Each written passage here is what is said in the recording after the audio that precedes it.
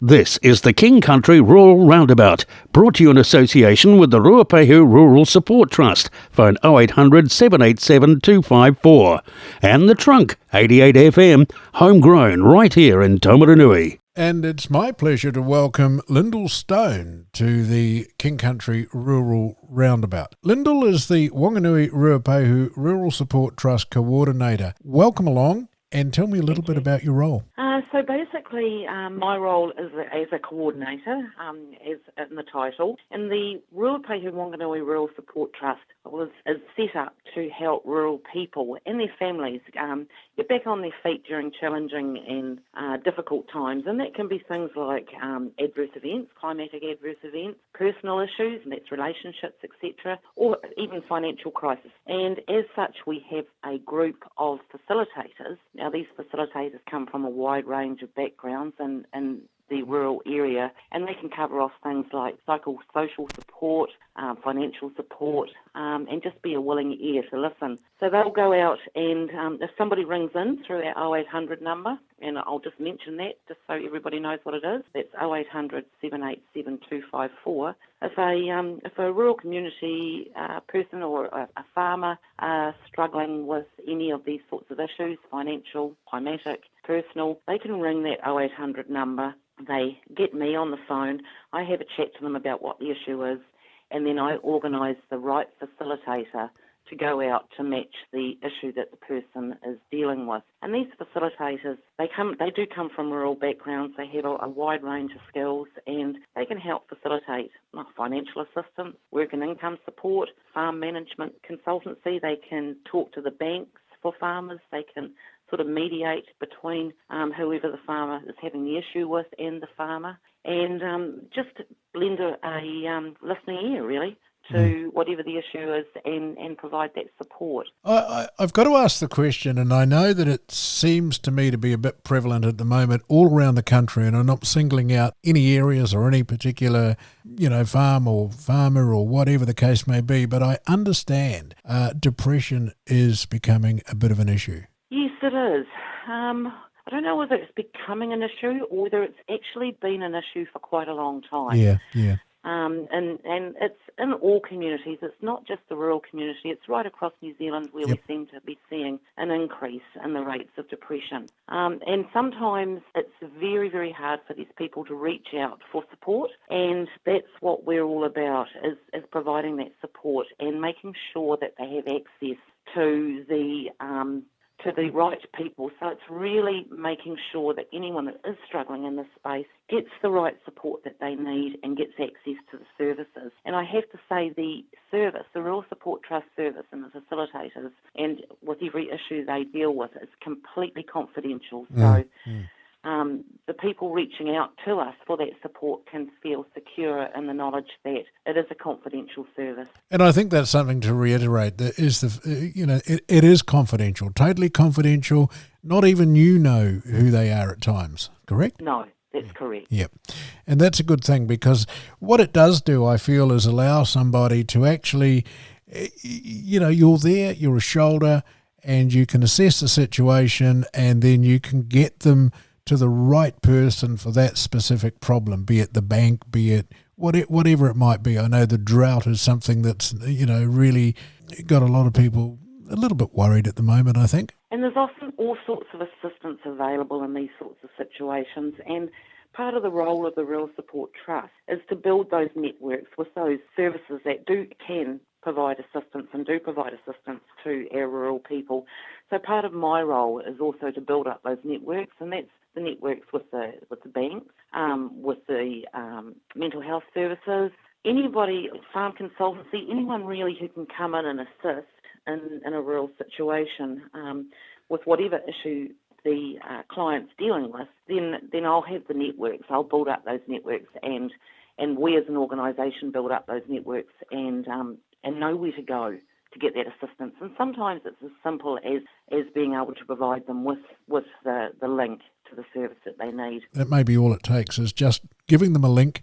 They can go off and do their own research and find out a little about the issue and follow it through themselves from there, can't they? That's right. right. It's about providing people with options Yep. to manage their situation. So, and sometimes when you're so mired in whatever the problem is, it's very difficult to lift your head up and see what the options are. So it's about getting alongside them, supporting them, and providing them with those options. I think the other thing you mentioned too, it sort of a lot of the work that you do, and I know that the COVID-19 thing is not really in the mix there because it's more around drought, perhaps earthquakes, flooding, things like that, the issues that affect farming communities all over the country. That's correct. And it's sort of, and there's often personal issues, relationship issues that can get on top of you.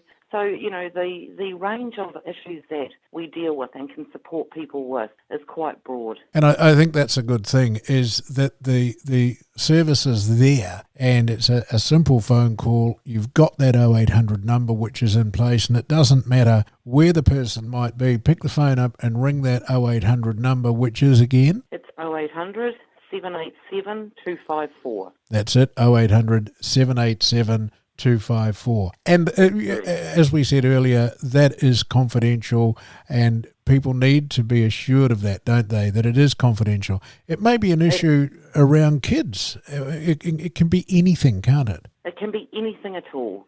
And sometimes it is just a listening ear. You just need to offload to somebody that's not involved in the issue, somebody that is sort of a little bit apart from it and perhaps can see it a little more clearly, and that's fine. We're there to support you. And again, it's the facilitators do have that rural background, so they do understand that the rural issues, and it's quite, living rurally can be quite isolating, and Yes. they have a full understanding of that. Yeah. And I think... And I do stress, get in early, because early intervention can often reduce the issues before they become unmanageable. So if you are sort of starting to go down a track where you realise that things are going to get much more difficult for you to cope, then get in early, give us a call. I think the days of, my grandfather, for example, it was like, well, harden up, boy. Those days have long gone. And yes, they have. We're in a different world today as to what they were. Yes, they were tough blokes, no doubt about that.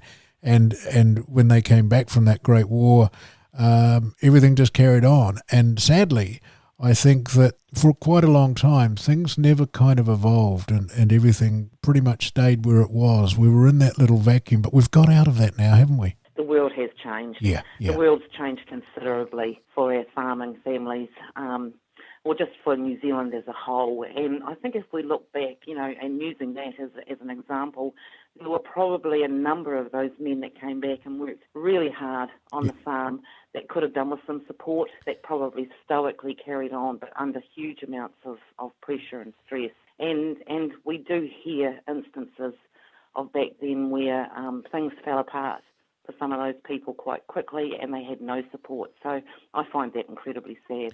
I think it is. I think it's extremely sad that happened. I don't know how they survived, and I don't know, without the resources that we've got today and the caring people within communities that look out for each other. And I think that's, sure, they looked out for each other, but it was still in a very different way. Whereas today, we've got so much more available to us, the resources that we've got, the organisations, especially, with the Rural Support Trust. It is there, and it is there for that reason. And that is to help people, isn't it? That's exactly why we exist, is to support and help people get back on their feet. A couple of things. Obviously, the drought in the Hawke's Bay is having a big effect. The drought here is too. But I know that we've, been supportive of that, and I know a lot of people are getting involved in trying to get a bit of hay and a bit of silage over there.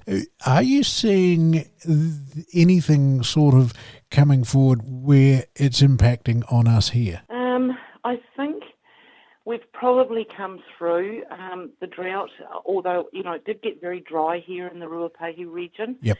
And there were a number of areas that were potentially drier than others in the district. But we were saved really by that rain that we had sort of in April. And I haven't had any issues coming out from the rural community around the drought. I've had no calls regarding that. So I think we've come through not unscathed, but we've got through. There will be perhaps some farmers that may have less feed going into the winter than they'd particularly like, but most of those farmers have acted early and sorted out feed situation for themselves. So probably one of the bigger issues, which was caused by the drought and also by COVID, was getting stock away to be killed at the works. Right. There was because of the restrictions and the social distancing in the works themselves, it did mean that there was quite a delay in being able to get stock away to be killed. And of course, when you do have a drought situation, the first thing you want to do is look at your stocking numbers and try and get as many off the farm as you can. So I think that did cause a few issues for some of our farmers earlier on, but most of that, of course, has now been resolved with everything getting back to normal. With that stock, and you raise an interesting point there, there is nothing dearer to a farmer than his stock or her stock and making sure that they are taken care of. And I can't imagine for 1 minute what it must be like to watch your stock with no feed, just withering away. That has got to be heartbreaking at its best or worst. It's got to be heartbreaking. And I know that the Rural Support Trust over in the Hawke's Bay and through that district have been working really hard to provide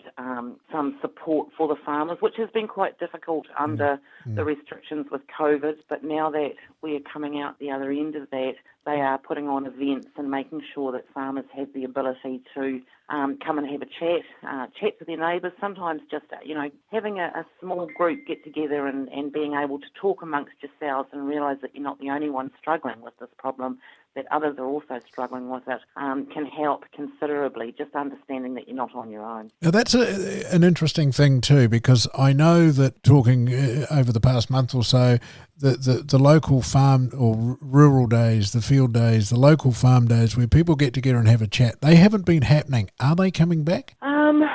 Look, I don't know, Brian. I suspect they will come back. Yeah, I suspect we'll start to see a steady increase in the number of these sorts of things happening. I know Beef and Lamb are pretty keen on getting out there and running their field days, and no doubt Dairy NZ are doing the same thing. We are looking at having some lunches later in the year in August ourselves, the Rural Support Trust, and that's we're trying to get some speakers in around water reticulation. So watch this space. We're hoping to be able to get someone in to talk to farmers about that in the area, because one of the things about the Ruapehu, which is probably a little bit different than other areas, is water can become quite an issue for us. Right. As much as feed, water can become an issue, particularly for some of those farms that are reliant on dams for their water supply. So it's just looking at things that you can put in place to alleviate some of those difficulties. And that's interesting you say that, because I think an organisation like the Rural Support Trust has a large number of people that they can tap into pretty well straight away and say, hey, can we do this, can we do that? Would I be right? Right. Yep. Yes, that's correct. Yep. Now, over the coming weeks, we've got some interesting speakers lined up, and it's going to be fun, because what I like about the Rural Roundabout is that I'm learning a whole lot of new stuff as well. And it's stuff that you take for granted. And all of a sudden, the reality of it is, here's somebody that's doing this, and it's working, and it's like, wow, and it's on my doorstep. No, it's a fantastic service. You're doing a great job. And I've talked to one or two who have listened along and thoroughly enjoyed your program. Well, look, I take that as a great compliment, because it's a pleasure putting the show together, and it's great to have you guys on board. And that Rural Support Trust number again is 0800 787 254. 0800 787 254. The good thing about it is it's totally confidential. If you've got an issue, it doesn't matter how big or small it is, you might just want a shoulder. Call it, and then you and your team will take care of it from there. As I say, it is a totally confidential service, and the good thing, and I can't emphasise it enough, having an organisation like that you can just pick the phone up, 0800 787 254. Ring it if you need any help whatsoever.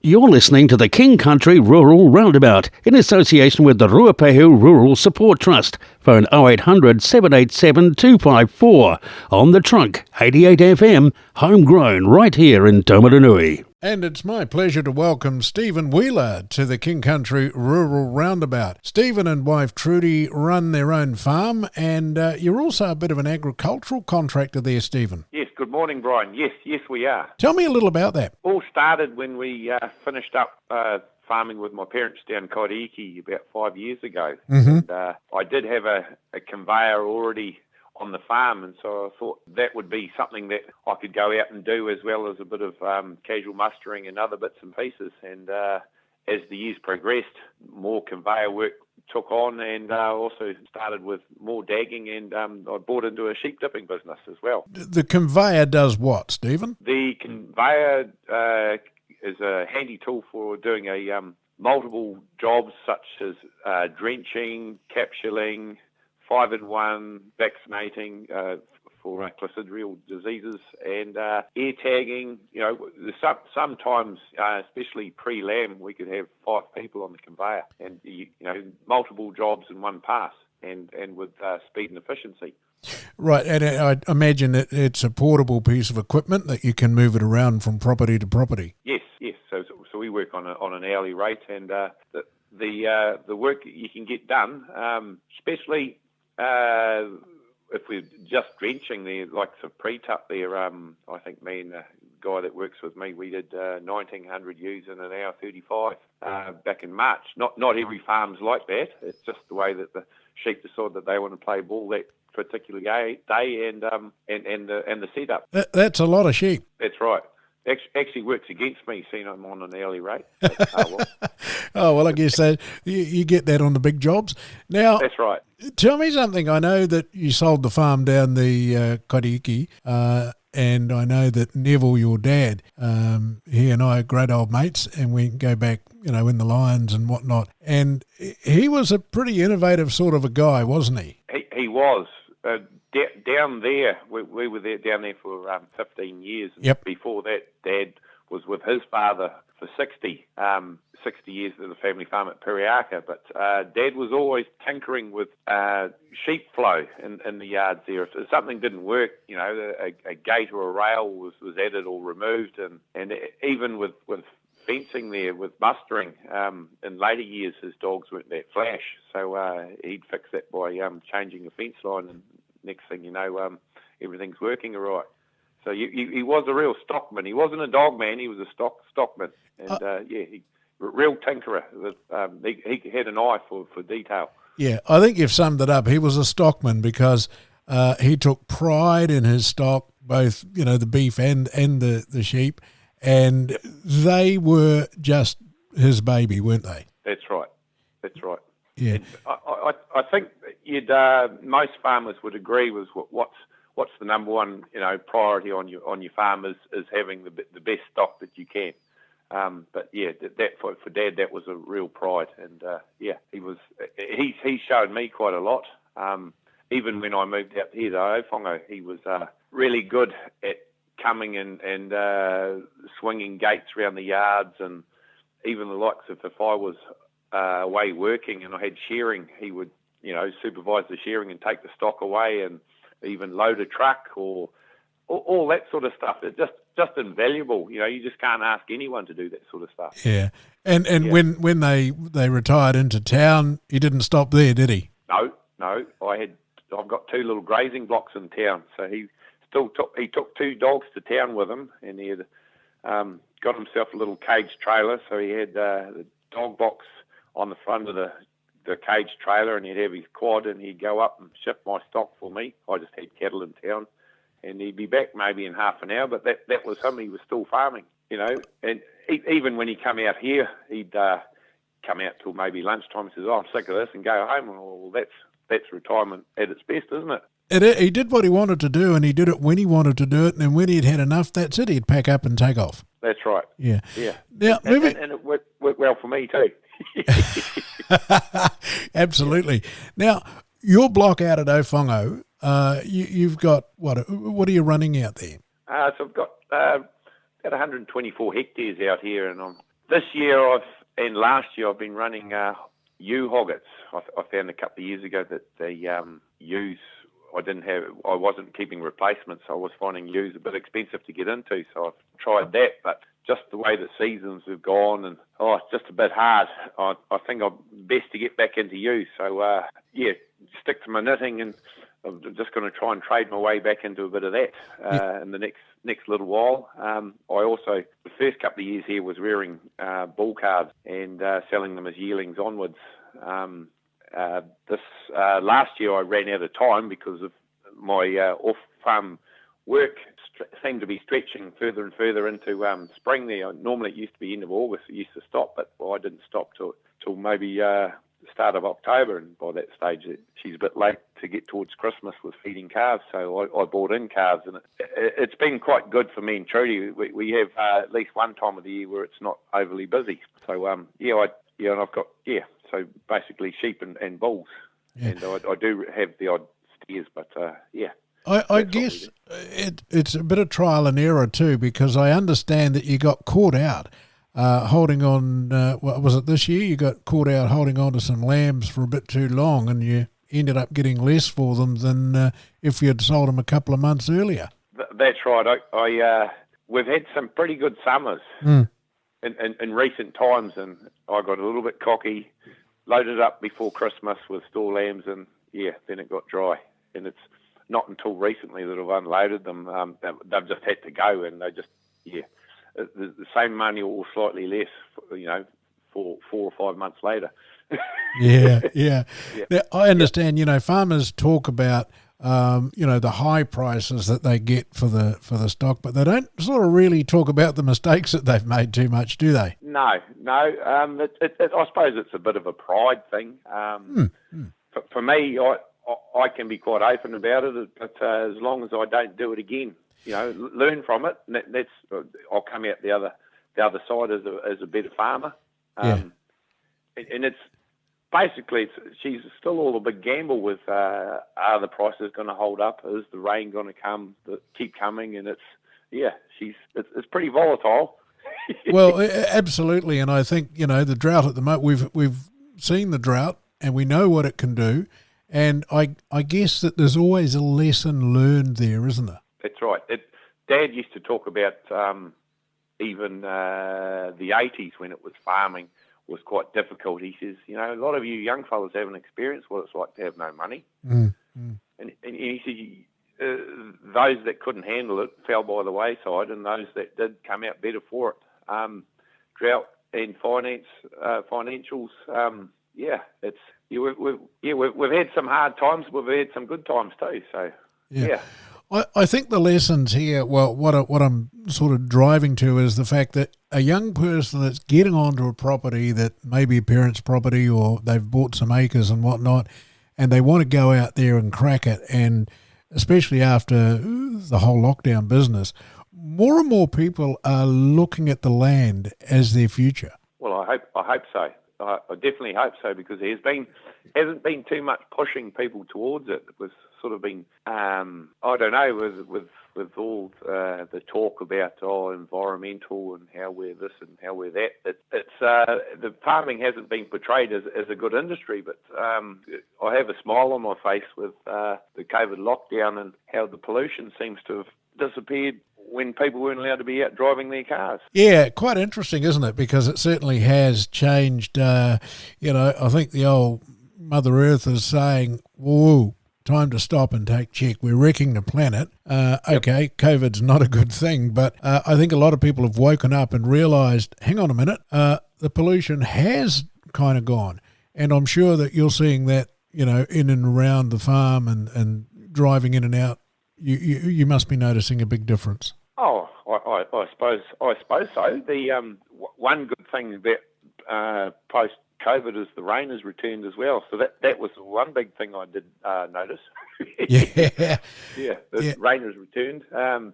Where I think it came just in the nick of time. She's going to be a fairly tight winter for a lot of us here in the King Country. Do feel sorry for the people in Hawke's Bay, but I'd imagine come September, October, they'll be pretty flush with grass, but won't have the stock to eat it. I think this is the problem, isn't it? Sure enough. I mean, hey, it might come right, but you need the stock to keep it down and so forth. Now, Yep. what measures have you got in place out there to maintain your stock levels and keep everything running along smoothly? I did employ a farm consultant not that long ago, just to come and check over the stock figures and all that sort of stuff. I'm not quite up to speed with doing feed budgets and stuff like that, but we can go. We went over the farm and we did numbers on what stock area and stocking rate and stuff like that, and that was quite a valuable learning tool for me. But being here only actually it's coming up 4 years, sorry. Yep. I don't try and overstock it more than the last guy.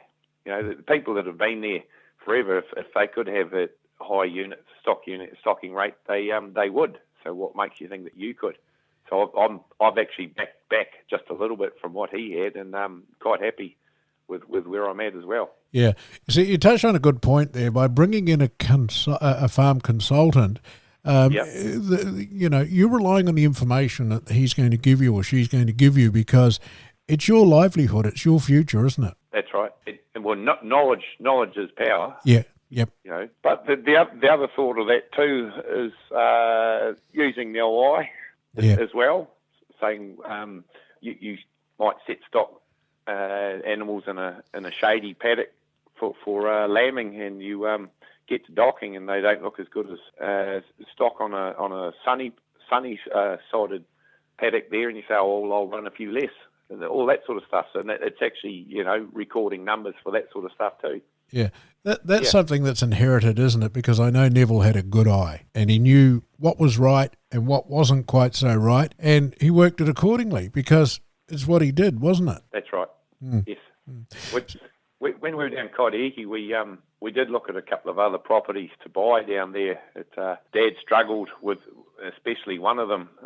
It only had 6 paddocks on quite a large property, and he says, I honestly do not know how I'm going to farm this without having to spend big money on capital fencing.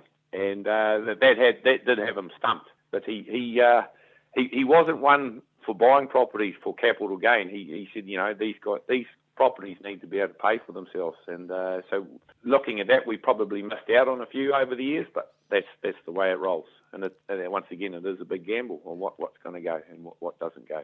Absolutely. Now, just coming back to your conveyor finally, how far around the district do you travel? Is it just within the King Country, or if somebody says you go anywhere? No, I go over right along the western axis of Lake Taupo, and I've got a farm the other side of Taupo heading towards Napier, just out of Taupo, and several farms around Rotorua, just with those areas that are serviced by vet clinics that don't have their own conveyors. And I'm not aligned with any vet practice, so it works in quite well for them. Yeah. So so they bring me in. I've got a good group of people that are all experienced and can jump on and do the job at hand. Yes. Absolutely, Stephen. Absolutely. And look, it's been an absolute pleasure talking to you. And hey, keep it up, and we'll catch up at some point very soon, I would imagine. Not a problem. Thank you, Brian. You're listening to the King Country Rural Roundabout in association with the Ruapehu Rural Support Trust. Phone 0800 787 254. On the trunk, 88 FM, homegrown right here in Taumarunui. It's my pleasure to welcome to the show Matt Carter. About 3 years ago, ANZ hosted a farming field day at Carter's property, and I believe that really created a bit of an interest for you, Matt. Yes, it sure did. We had a reasonably good turnout, so and it sort of got us thinking about a few different things. Right, now I understand you were changing farming systems over to bull system from raising dairy grazers. Is that right? Yeah, we were just starting off in that process. So what was that? 2017. 2015. Okay, tell me a bit about that. So basically, at the time, we're farming around 650 dairy grazers from December through to May, and then May to May, and that was as part of our overall operation, which includes a ewe flock and lamb finishing, and also cow herd. So what we were finding with the dairy grazers is that we'd come through a few dry summers at that stage, and it was just putting pressure on our system from sort of February through to 1st of May when those bigger heifers went home. And at that stage also we were just keen on the idea of getting into owning our own stock, and which would give us a bit of flexibility. So we looked at a few different options, and one that I guess our goal was to match our feed demand with our feed supply, and so bulls looked like they were going to fit that system nicely, and which they've done. Now, was that on the block at Tapawahine? Yes, it was. So both Tapawahine and our block up in Pupu, and so yeah, it was our first lot of bulls we purchased in September, October of 2015, and made that.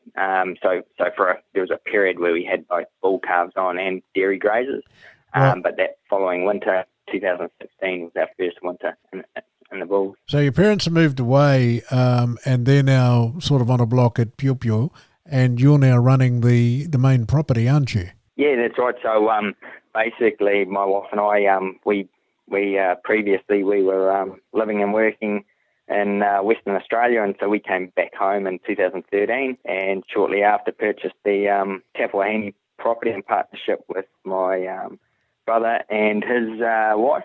Yeah. And so Amy and I lived in the Tapawahine Valley for 4 years, and but back in 2017 we had the opportunity to pick up a nice block between the home farm and Pupu, and Mike and Jackie, my parents, they moved out off the home farm and a bit closer to town. So at that point, Amy and I and family moved back onto the home farm, and so my brother and his wife are down the other end of the farm, Right. in Pupu. Right.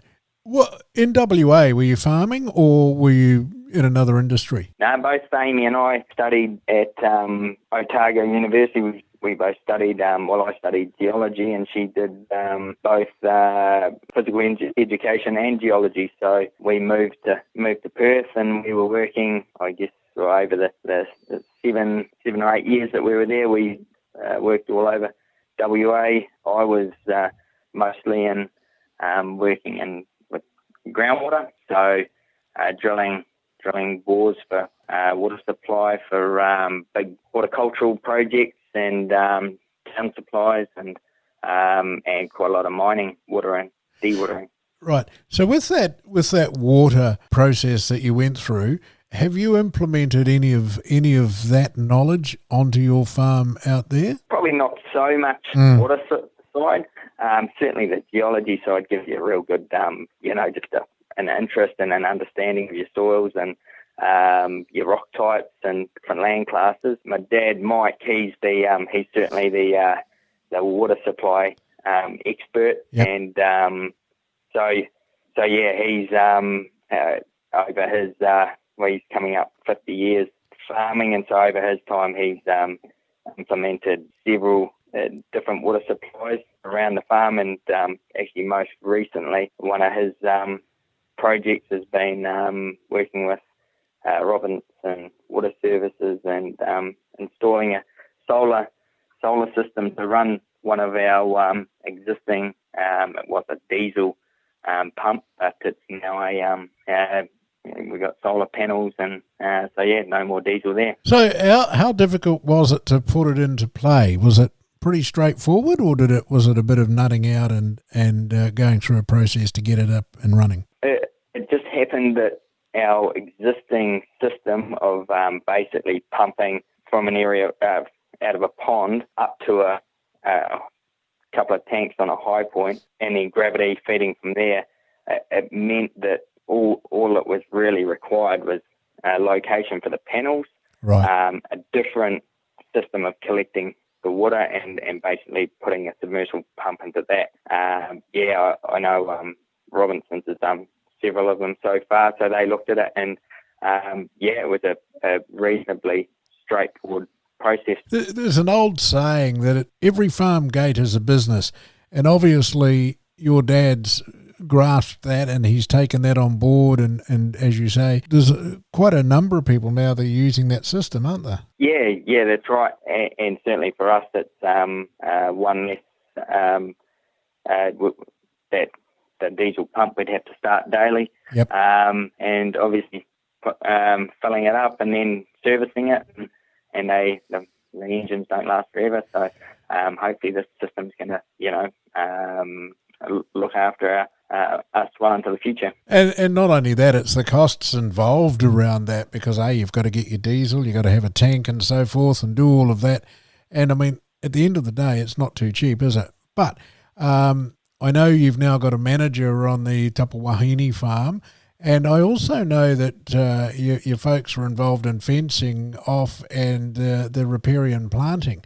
How's that go? Yeah, so Mike and Jackie got a long history of the planting. So they started probably over 20 years ago. Yep. And Mum, she and a friend got into actually propagating getting seedlings and growing them from in a nursery.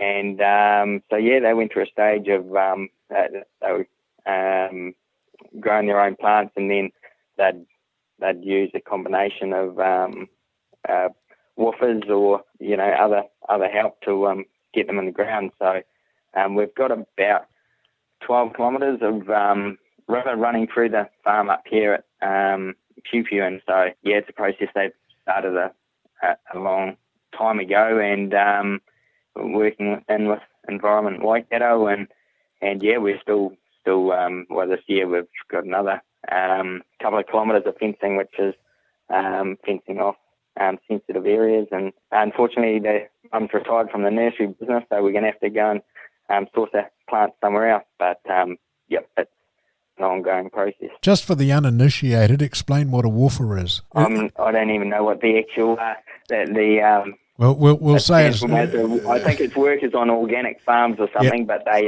Yep. I know my... basically, the travellers, I think they had a few young Frenchies work for them, and they were good workers, but they had to supply quite a lot of red wine and feed the food to... I know that... I know there's a lot of Europeans that, unfortunately, at the moment are not travelling to New Zealand, but a lot of them come out here for that, to go and live on the land and work the land. Now, in saying that, it's not a bad thing. But the thing about it is that riparian fencing is something that is starting to take off more and more, isn't it? And with the government's announcement of a week or three back about making rivers cleaner and better, is it really going to come back into its own? Yeah, well, I think, say for us, a lot of the fencing is just been a progression of developing the farm. So we've got, a Marpu stream that runs through the property, and if it was unfenced, then all of a sudden when it gets low, you might have to stop crossing it and things. So it's as far as, making, improving the farm, most of the areas we've fenced have helped the management, and certainly the fencing we're doing currently.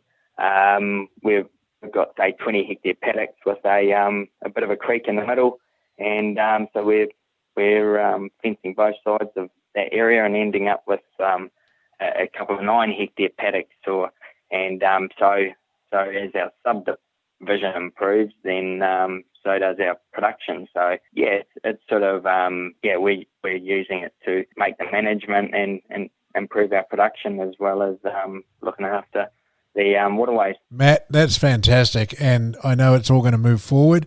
It's been an absolute pleasure talking with you, and I look forward to catching up again in the not too distant future. Thank you very much.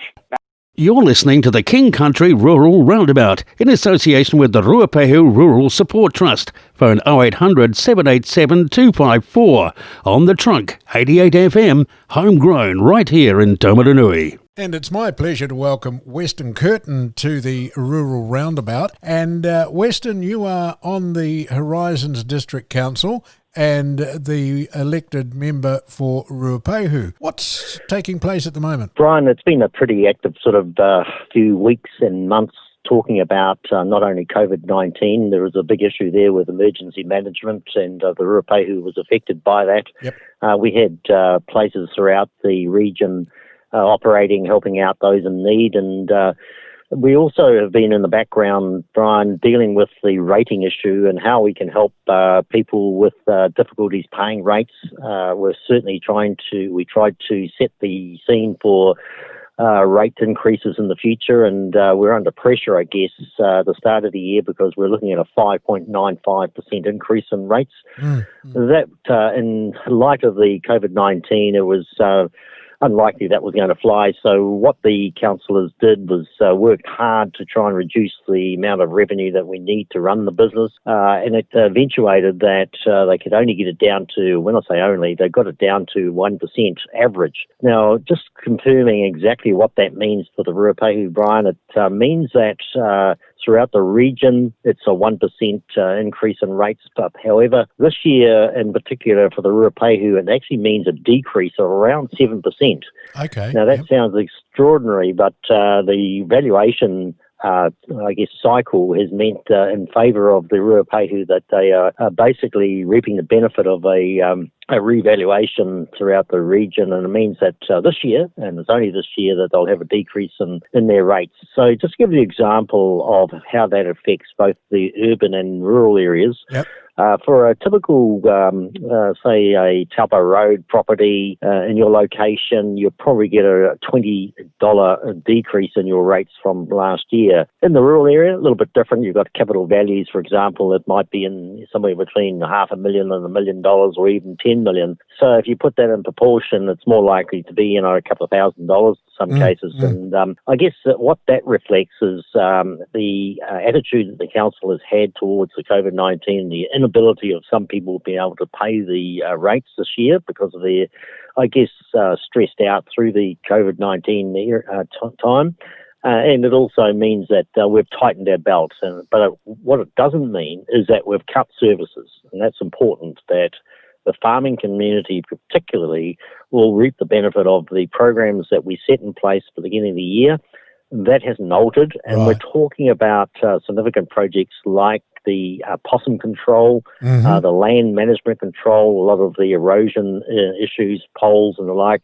Some of those budgets are getting up to $3 to $4 million per year. And that has not altered. So I just want to reassure your listeners, Brian, that, it's business as usual. It's the decreases have come in the areas of staffing levels, no wage increases, for example, and getting smarter how we go about our businesses in terms of public transport and the like. So we're satisfied as a council, and it's been adopted, that the rate decrease for this area is justifiable, and also next year we could start again and basically carry on as per usual. So we've got a huge program to undertake. It's been disrupted, as you could appreciate, through the COVID-19, not be able to get our people out there doing the work, the hard graft, but they're catching up. And I understand that all the businesses have been opened up in terms of our offices and the like. So we've got a pretty good program for public transport throughout the region. I've got to say that that's an area of concern to me, that we haven't got enough in our Ruapehu district. Sure. I'm working behind the scenes, Brian, to basically do some research in that area and just see what the community wishes in terms of public transport and how the regional council can actually help. It's two-way though. We've got to obviously have some support from the regional council, but the local council, the Ruapehu District Council and other authorities, I'm sure will join in and do the research, do the sums, and in the future, hopefully we see an increase in public transport. So all in all, it's business as usual as far as the regional council is concerned. I'm comfortable with the sort of activities that have been programmed for this year, and I guess we've given the people the opportunity to submit to the annual plan. We only got one or two from this area. I guess you could argue that that reflects the fact that people are pretty well satisfied, and there's nothing controversial in our annual plan to cause some alarm bells for the communities, and particularly the rural area. Yeah. But of course, we try and do better. We're trying to improve our systems as well as our programs, and farmers should be well satisfied that there's been a good program towards land erosion, and the slurry program, for example, and the farm plans have been well acknowledged and also supported. So much so that it's all the uptake on some of the farm plans that are out there have been completely filled, and they will not be taking any more because they can only have so many on the plan. I'm talking about new farm plans and new slurry programs. Yep. So sadly, we've pretty much spent what we set aside, and it's in the vicinity of the $3.5 million we're talking about here. What that means is that we have people like the Weston Brown and Sarah Nicholson who go out and they talk to people about farm plans. They talk about how we can improve erodible areas, and the council helps mapping the areas that they want to set aside for a program, and also support that by fencing, subsidising poles, and generally making it easier for consents.